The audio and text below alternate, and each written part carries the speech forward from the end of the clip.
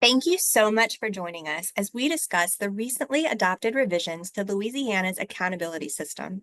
For many years, the Department of Education has been engaged in conversation about the need to reform our school accountability system to optimize it, to ensure it meets the needs of Louisiana and highlights areas where Louisiana is improving and still needs to improve for the benefit of our students.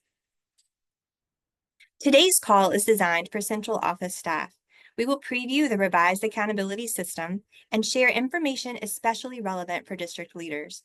The QR code on this slide will take you to our accountability page, where you can sign up for email updates and view additional resources. Please feel free to enter questions in the chat. These will be addressed and added to our FAQ documents. Career and technical education will undergo a transformation in the new accountability system. Rather than being dismantled, it will experience a revitalization. This shift will move us away from prioritizing the easiest to earn credentials, or IBCs, and towards fostering programs that add meaningful value to students beyond graduation. CTE leaders have long advocated for school systems to prioritize programs that align to economic demand and are often met with resistance. This is the time for CTE to move forward with intention and focus on developing talent that drives economic prosperity in your parishes. Let's start with an overview of the accountability system. Three fundamental drivers emerged throughout the 3 years of conversation. First, rigorous and high expectations for what our students can achieve. Second, simplicity and transparency in what the accountability system measures. And third, signaling the importance of college and career readiness. And in alignment with high expectations, we knew the system must be designed to raise the bar around what it means to be career or college ready. Our goals are clear. All of our students must grow. We need to be transparent about what percent of our students are mastering grade level content. And lastly, when students arrive in high school, we need to help them identify the right pathway for them. The revised accountability system recognizes schools when they help students reach college, workplace, or military service readiness.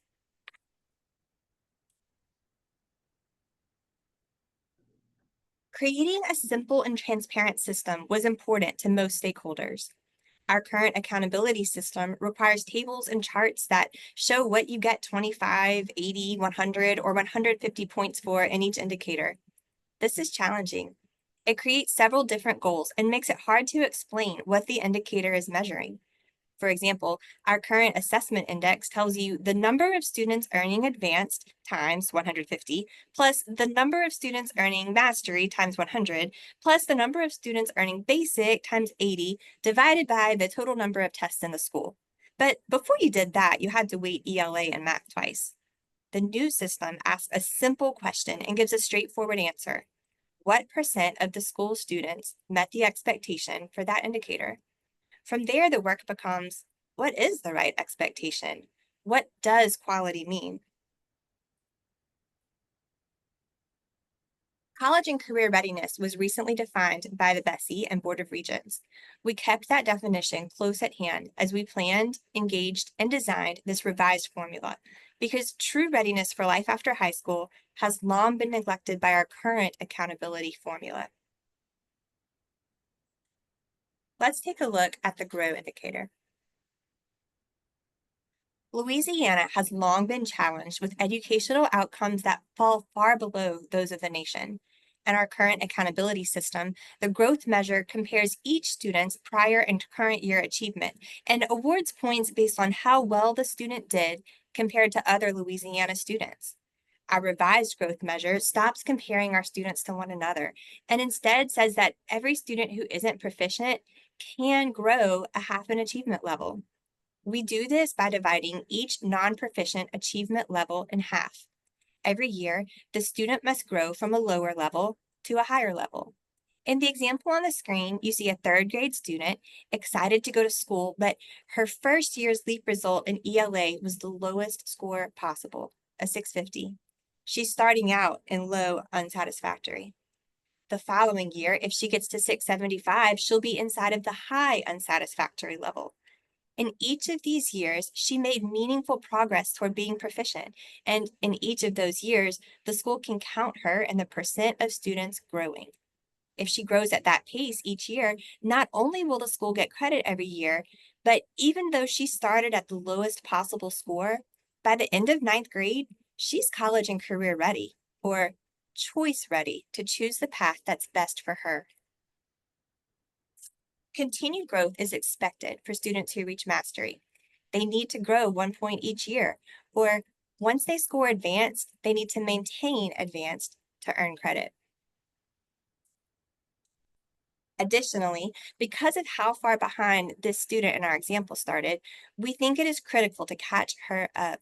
Because she's in the lowest 25% of students in her school, she's going to be in the growth measure for all students, but also in the growth measure for the lowest 25% of students. We're now starting to see our scorecard fill in. You see here the actual percent of students improving year over year in math and English, and then additional focus on the math and English growth for the students who are farthest behind. All student groups are represented in these 4 indicators. English learners take an additional assessment that measures their English language acquisition. This is included as an indicator because this assessment is not included elsewhere. Proficiency matters.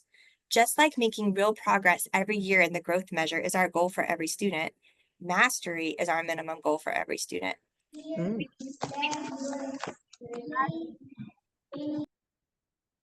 We've been able to simplify our Achieve measure to a single question. What percent of students reached proficiency or above? We continue to incentivize helping students reach advanced through our growth indicator. You see here a clear, transparent indication of how students are doing across these measures. On the left, what percent of students are growing? On the right, you see what percent of students are proficient. This completes the K-8 scorecard. You'll see these same factors appear on the high school scorecard.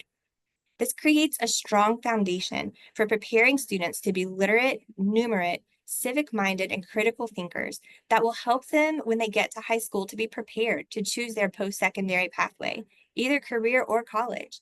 No matter which pathway, these foundational skills are critical for success in life.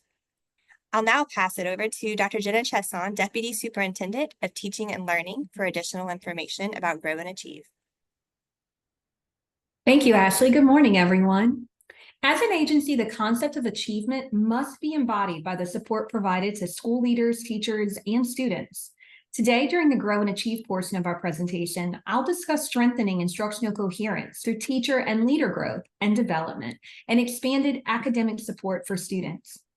Schools and systems promote coherence and strengthen learning through the high-quality professional learning structures of instructional leadership teams and teacher collaboration. These structures leverage information and resources to build the professional capacity of our educators so they are prepared to meet the needs of all students. Therefore, these elements will be intentionally integrated into our various structures throughout the year. High-quality instructional materials. Instructional materials are one of the most important tools educators use in the classroom to enhance student learning. It's critical that they fully align to state standards, what students are expected to learn and be able to do at the end of each grade level, and are high quality if they are able to provide meaningful instructional support. The Louisiana Leader Rubric and Louisiana Educator Rubric. These rubrics clearly define excellence in school leadership and classroom instruction. These tools help educators build essential mindsets and skills that elevate their practice, advance instruction, and improve outcomes for all students. Current classroom observation and student work and assessment data is critical for high-quality professional learning, decision-making, goal setting, and progress monitoring. Over the last decade, we have implemented initiatives designed to support continuous improvement of teaching and learning across the state. We have prioritized the adoption and implementation of high-quality instructional materials. We've also supported our school systems with implementing 3 proven strategies that enable sustained high-quality teaching and learning through instructional leadership teams, teacher collaboration, and building career pipelines. Louisiana's improved educator evaluation system will build upon and support these initiatives. The process and instructional practices evaluation supports will be implemented through the structures of instructional leadership teams and teacher collaboration. And it will also support the implementation of high-quality instructional materials that have been adopted. The Louisiana Educator Advancement and Development System, or LEADS, will provide teachers and leaders with a research-based vision for instructional excellence, promote student outcomes-focused assessment of instruction, and provide a structure of professional learning opportunities connected to evaluation. The essence of the Louisiana Educator Rubric is highly effective instruction that results in deep student learning. And highly effective instruction moves beyond foundational student engagement. The new rubric was developed to support a shift from student engagement to student ownership of learning. The progression of student learning from engagement to ownership is described across the performance levels of the new rubric. While student engagement is often cited as a goal of instruction, it's just one step on the way towards student learning and ownership. We want to strive for student engagement that goes beyond, my teacher said I had to do this. And ultimately, we want students to truly take ownership of their learning, where they have an intrinsic motivation to learn and make their own real life and real world connections. And so students can articulate what they are learning, why they are learning it, and how they will know they are successful. The next slide shows a model of the learning progression. When students are engaged in work doing learning, the instruction is at the proficient level. The educator is directing the learning for the majority of the lesson. This we would consider rock solid and effective. Then you'll notice as we move forward in this progression of learning, students move to the next level, understanding, where the educator shifts to a more facilitation approach and students begin to shift from just procedurally engaging in the learning to a level of ownership in their learning. Then at level 5 on the new Louisiana Educator Rubric, the teacher and students co-facilitate their learning, and students are truly owning their learning and are able to share what they have learned, apply and extend their learning, and take responsibility for their learning. The follow-up coaching and support cycle that you see here on this slide is a component of the LEADS system. The coaching model is considered a cycle of learning and growth. The PGP coaching plan is revisited after each teacher observation, both formal and informal. Important to note here that the coaching cycle begins by identifying a student need. This student needs to connect to the teacher's refinement goal. There's always a relationship between teacher actions and student learning. For this process, we have to think about how improvement in the refinement area will positively impact student learning. LEADS resources can be found in our new LEADS library landing page. I wanted to point out a resource that I think you all might find especially helpful for system leaders, central office employees, and it's called the Guide for System Leaders, Planning for Implementation of LEADS, and it gives you a step-by-step timeline of things to be considering throughout this year. LEADS focuses on the support around instruction that teachers and leaders will receive via our new teacher and leader advancement system, but we also have to be very intentional about the materials delivered during all learning time as well. LEADS is all about growing our educators to in turn grow our students. We know that students learn best when offered instruction that's coherent, from core grade level instruction to extra time to learn. We also know that the access of all students to core grade level instruction, including our students with disabilities, is of the utmost importance. High quality core instruction is so important, and we should never waver from keeping the time, space, and quality of core instruction sacred. Now that we've discussed the importance of instructional leadership teams, teacher collaboration, and the support that is provided via LEADS, we'll shift to a focus on targeted students being provided with extra time to learn. We know that not all students are able to access core grade level work without extra time to learn. And we want to set up all of our students to be successful with grade level work. No matter what that extra time is referred to in your school system, intervention, when or what I need time, tutoring, it's essential that students are provided with impactful instruction that aligns to the learning that's currently taking place during core, or it might also be previewing core grade level work that's about to come. Act 771 of this past legislative session requires all students in grades kindergarten through 5 who failed to achieve mastery on any statewide assessment in reading or math to be eligible for expanded academic support. It's important to note that these identified students must be provided with either prioritized placement in a class taught by a teacher on the campus labeled as highly effective, or receive high dosage tutoring. So next, this slide shows how we will meet the needs of these identified students. The Accelerate High Dosage Tutoring Program has specific program requirements for implementation that you see here on this slide. I want to note here that this tutoring time is not in addition to time you may have already carved out of your schedule. Implementing these research-based requirements are a way to enhance what you are already doing during that extra time to learn that may have already been in your schedule.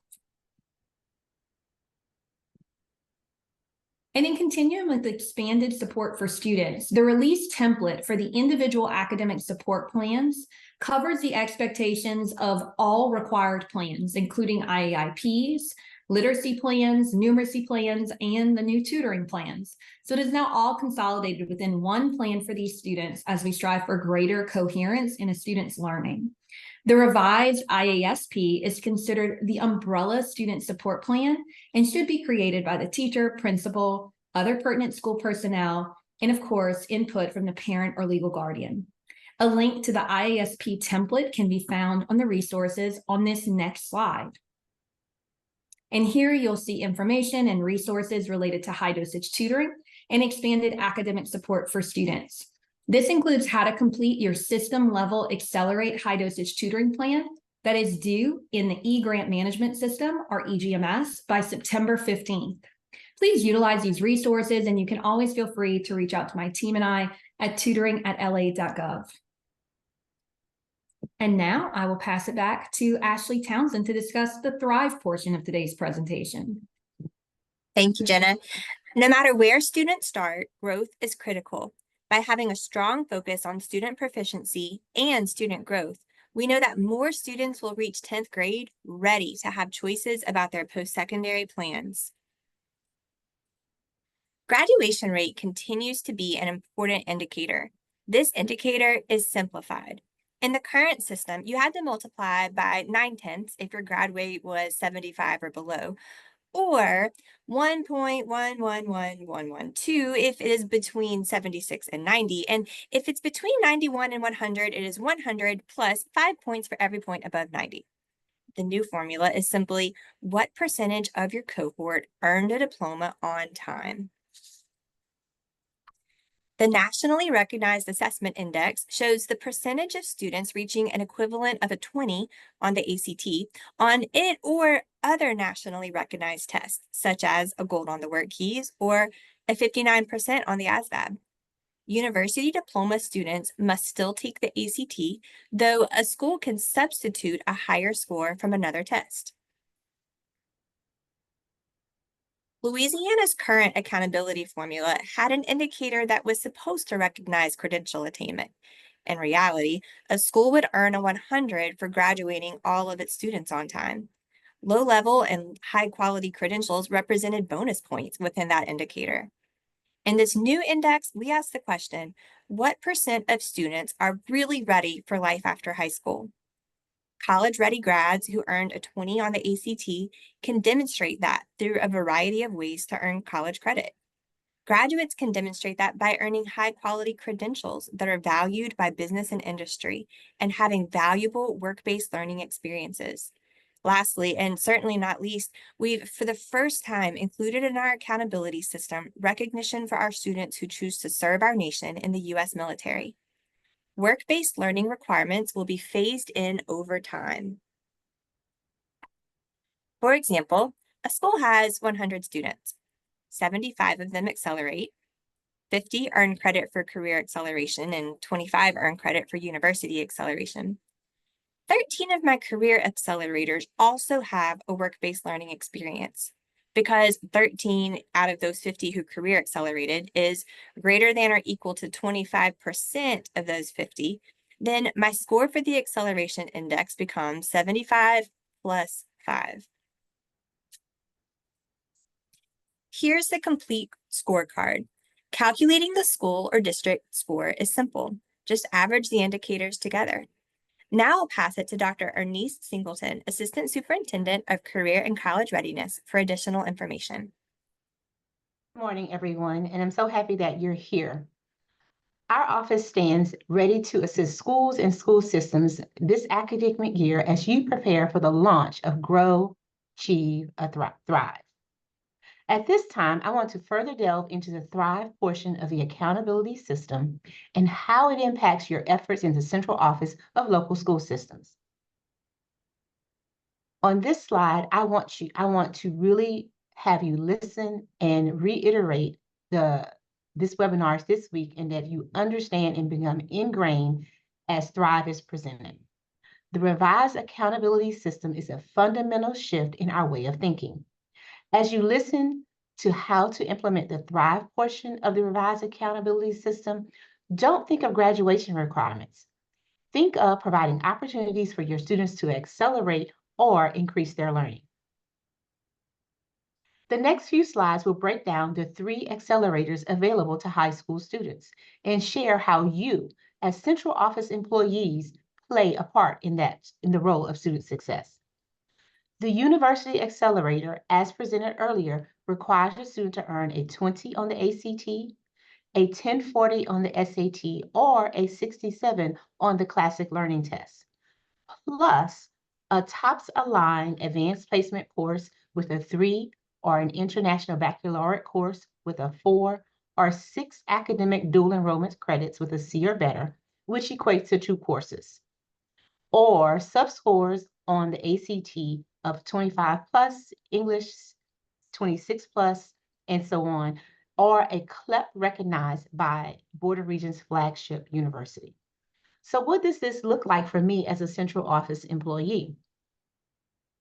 You all should be ensuring that schools have access to coursework focused on test prep on the high school campus or through course choice. Academic dual enrollment opportunities provided executing MOUs with 2- and 4-year post-secondary institutions. Central office staff should also invest in diversifying access to academic dual enrollment by expanding opportunities through multiple avenues. Dual enrollment credentialed high school teachers teaching on the high school campus, college instructors traveling to the high school campus or providing content remotely, or students traveling to the campus from the high school campus for instruction. Increasing advanced placement opportunities by getting additional educators certified to teach advanced placement coursework, or if you're in international baccalaureate schools, ensuring educators participate in needed professional developments related to international baccalaureate. Finally, opportunities for students to engage with the CLEP exam, understanding the CLEP requirements recognized by the Board of Regents flagship university, and training teachers to prepare students for appropriate CLEP exams. Students seeking to earn the Career Accelerator do so by one of 4 ways: earning 2 to 3 industry-based credentials termed a basic bundle, plus participation in an internship. A basic bundle is a set of stackable credentials where each credential adds value to a student's qualifications in the job market. The Louisiana Workforce Commission maintains the IBC focus list. Or a student can earn an advanced credential plus participation in an internships, or participation in a 2-year fast-forward aligned registered apprenticeship, or the final way is a certificate of technical studies in a high-wage, high-demand industry. This certificate is aligned with the MJ Foster list. The practical implications for central office staff are: how can the school system employ students for internships? This could include the communications team, the transportation team, food service teams, technical teams, or one of your school sites. Additionally, you should also be ensuring that counselors in both middle and high school grades are offered enough time in their schedules to provide quality counseling for students during the IGP process, and that they understand the opportunities available in the school system CTE programs, but also program alignment to in-demand occupations. Ensure that parents and students understand the opportunities available in CTE programs and any prerequisite requirements for enrollment in programs offered at school sites, career and technical education centers, or through dual enrollment partnerships. Providing opportunities for teachers to maintain technical skills or learn new technical skills. Building CTE programs aligned to in-demand jobs by engaging economic drivers in the parish and region to understand the current and future workforce needs.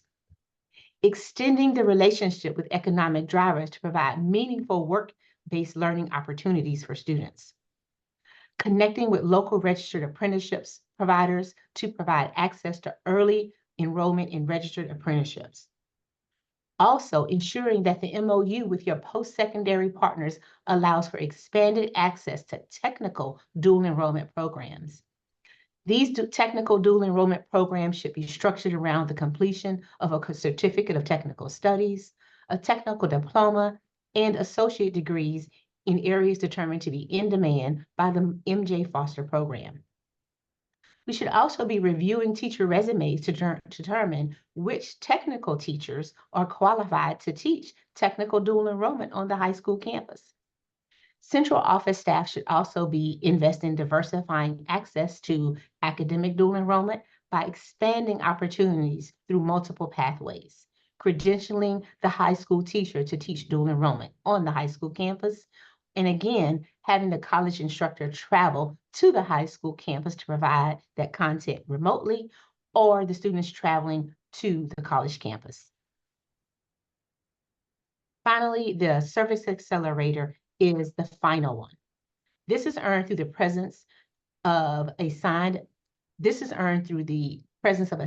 military acceptance letter or acceptance to one of the 5 military service academies: West Point, the Naval Academy, Air Force Academy, Coast Guard Academy, and the Merchant Marine Academy. We should be developing a process for which students are supported in accessing the ASVAB tests and report back acceptance into the service academy or military branch. Central office employees should be ensuring students have the opportunity to engage with military recruiters and access the ASVAB. Within our office, we have developed guidance related to work-based learning and are currently working on additional guidance. One key area in which system leadership, including CTE leaders, can support schools is building business and industry engagement with school systems. This engagement should help not only expand access to work-based learning, but also help to better align programs to the economic demand of your region. When it comes to counseling students, central office staff supervising counselors should ensure that counselors have access to appropriate professional development opportunities focused on grow, achieve, thrive. Counselors should also understand each CTE program progression along with multiple entry and exit points built into programs through academic preparation, dual enrollment, and registered apprenticeships. This includes understanding the established course progressions and flexibilities to move across course progressions. Counselors should also be provided the opportunity to engage with business and industry to understand the opportunities and demand for occupations in the local area. Understanding goes beyond knowing what is offered at the school and enters into a space of what is taught and how it aligns to in-demand occupations. Central office staff supervising English language learner programs must also understand the general language proficiency and industry-specific language proficiency required in each CTE program.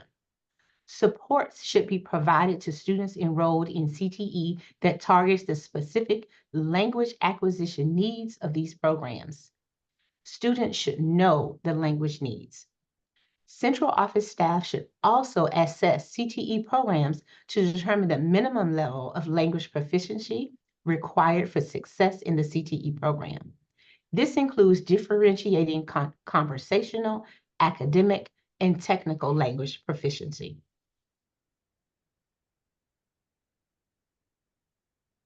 Central office staff supervising special education programs must also understand the CTE opportunities provided in the school system.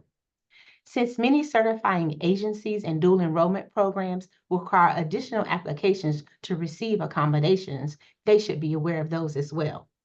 The available accommodations for CTE programs selected by the student should be discussed during the IEP meeting. A structure should be provided to support schools in completing timely application for accommodations through the certifying agencies and post-secondary institutions. Special education supervisors should also ensure that teachers supporting special education students are trained to provide high-quality support for CTE programs. Special education supervisors should also analyze the potential supports needed in CTE programs, since most CTE programs are project-based and can support expansion beyond academic into project-based support. At this time, I'll pass it back over to Ms. Townsend to close out the webinar. In fall 2024, the department will set cut scores for 3 scales: elementary or middle, high schools, and districts. This simulated data will be used to set the minimum and maximum score for A's through F's to be used in the first year these scores count in 2026. Schools across the state will then know their score under the simulation and, if they made no progress, what grade they can expect to get. Schools and districts will be able to set goals.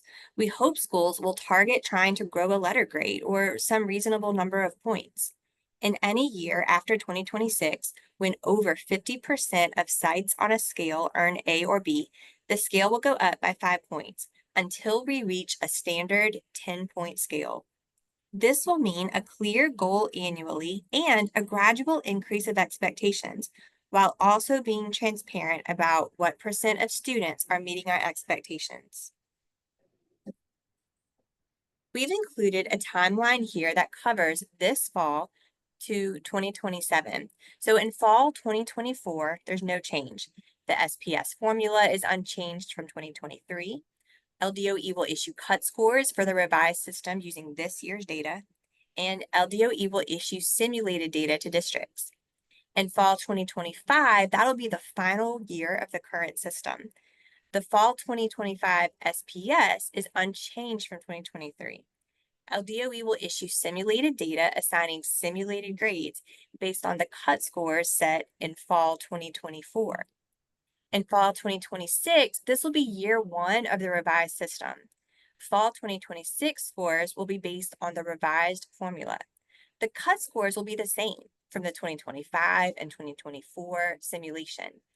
LDOE will also release simulated scores under the old formula for information purposes. In fall 2027, we'll be fully engaged in the revised system. Fall 2027 scores will be based on the revised formula. Cut scores may have increased based on results of fall 2026. Otherwise, they'll be the same as in fall 2024. Thank you for joining our call today.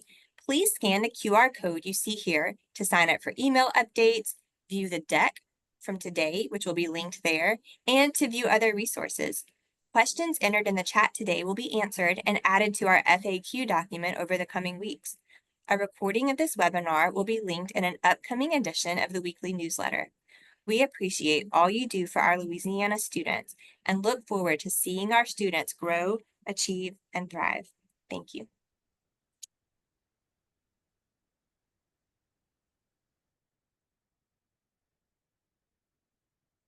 Very good.